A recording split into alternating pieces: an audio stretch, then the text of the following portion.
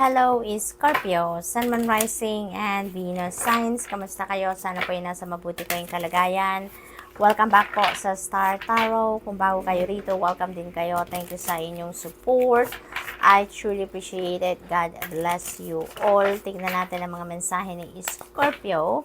Paunang mensahe po ninyo ay Heart Guardian. Ayan, love and let yourself be loved. Ayan, so Scorpio, ang iba sa inyo siguro dito, nanggagaling na kayo sa healing process, no? Nanggagaling na kayo doon sa isang sitwasyon na naging masalimuot hanggang sa nakapag-heal na kayo, move on na kayo. So ngayon, parang nagbubukas ng muli ang puso ninyo para sa pagmamahal, para sa sarili ninyo at pati na rin siguro sa ibang tao. Maybe your heart is open again, no? Para magmahal ng iba at para din na tumanggap ng pagmamahal ng iba.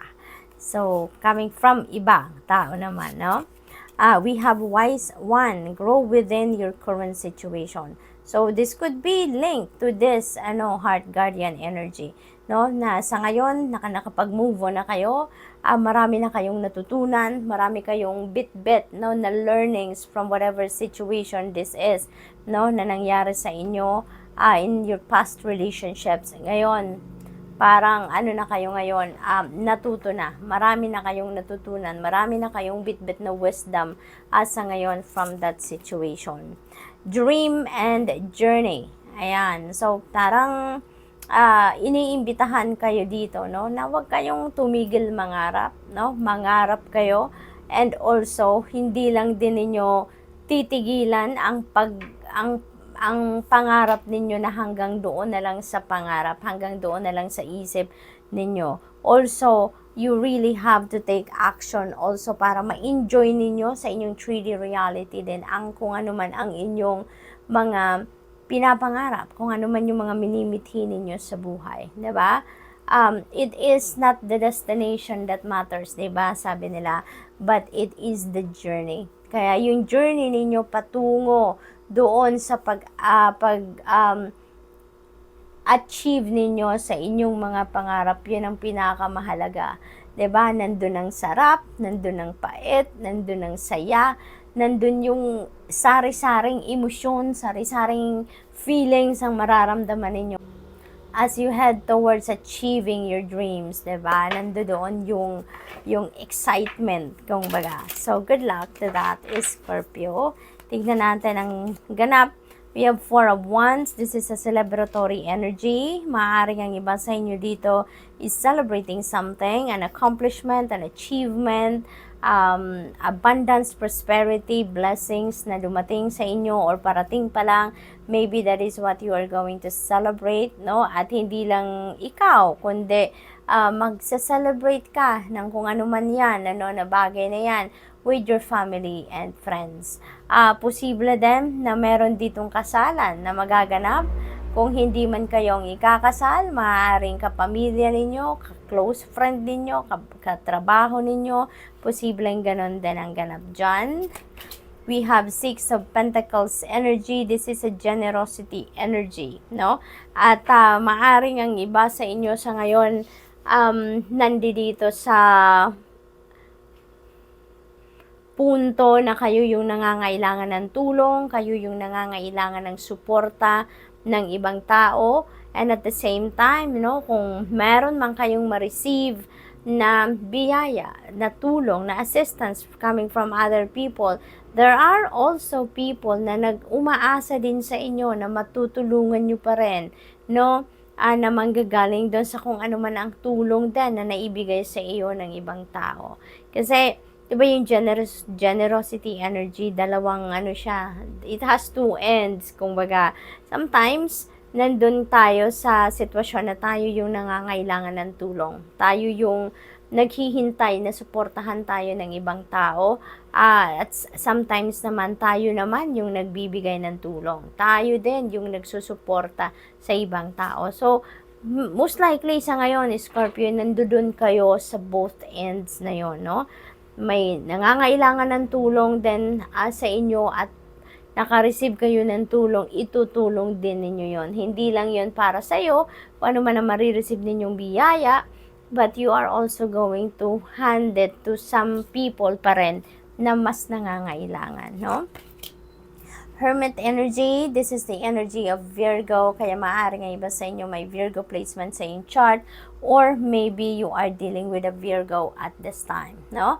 So, Hermit energy naman, this is about solitude. This is about finding your inner, your radiance, your light. This is about finding your own light, no? Para magamit din ninyo yan, para makatulong kayo sa ibang tao to also find their own light, yung ganon. Parang ano kayo ngayon, ang mission ninyo sa ngayon, Scorpio, is to inspire other people. Yung mission ninyo sa ngayon is to help other people na magkaroon din ng direction sa buhay, yung ganon, ano. Parang merong mga taong lumalapit sa inyo na ganon ang sadya sa inyo, maghihingi sa inyo ng advice, maghihingi sa inyo ng guidance, yung ganun ba, no? So, good luck to that, Scorpio. We have Two of Pentacles energy. Ang iba sa inyo dito is juggling too many things, no? Maaring you are a very good multitasker, Scorpio, you're juggling many things, many opportunities siguro, or mga trabaho, no? Task, marami kayong task siguro na ginajuggle ninyo all at the same time, no?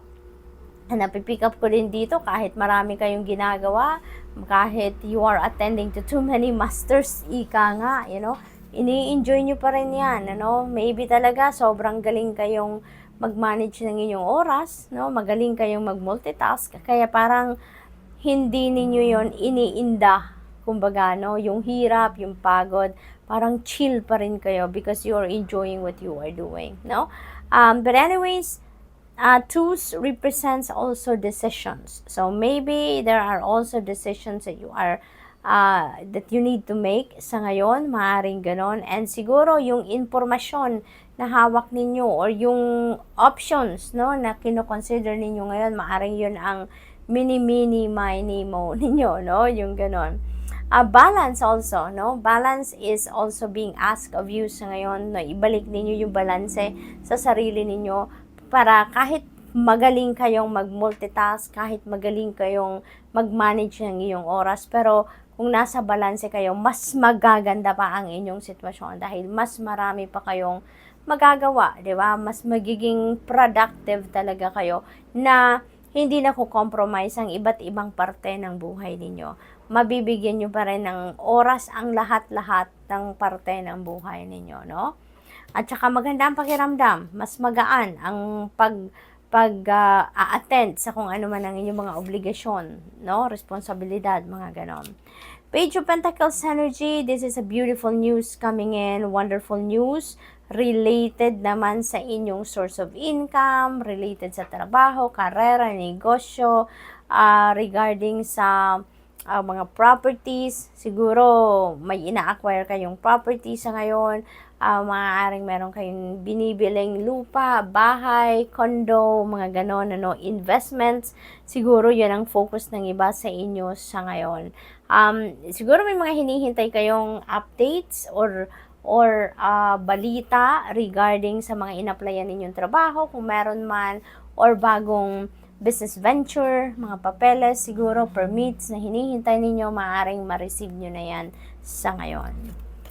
We have Queen of Cups. Ayan, this is your energy. Scorpio, water sign.